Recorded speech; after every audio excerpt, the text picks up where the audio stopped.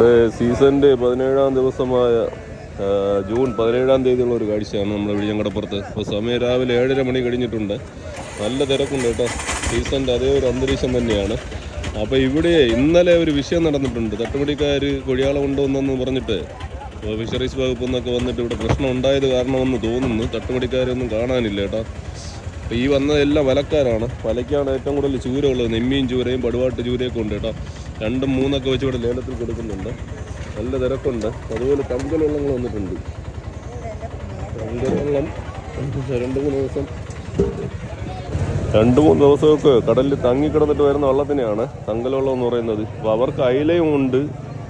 ഈ പറയുന്നത് പോലെ വിലയുടെ കാര്യത്തിൽ ഒരു മാറ്റവും ഇല്ല കേട്ടോ. വിലയൊക്കെ ഭയങ്കര വില തന്നെയാണ്.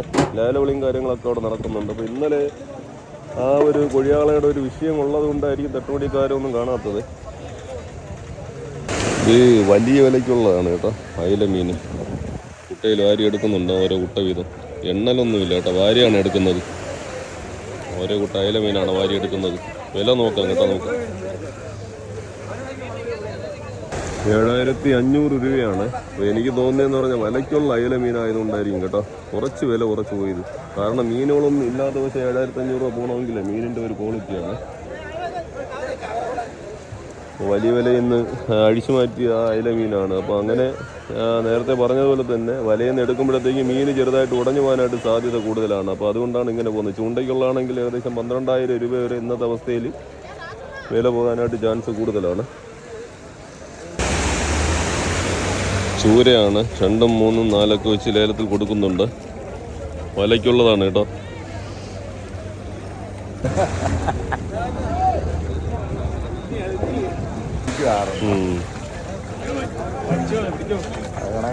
സീസൺ എന്നുള്ളൊരു പേര് മാത്രമേ ഉള്ളൂ കേട്ടോ.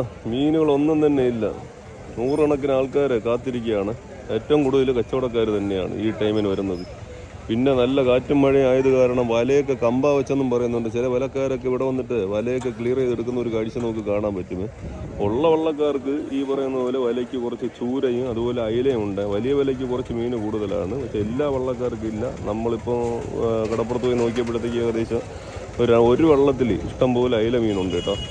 ബാക്കി വരുന്ന വള്ളക്കാർക്കൊക്കെ മീനൊക്കെ വളരെ കുറവ് തന്നെയാണ്.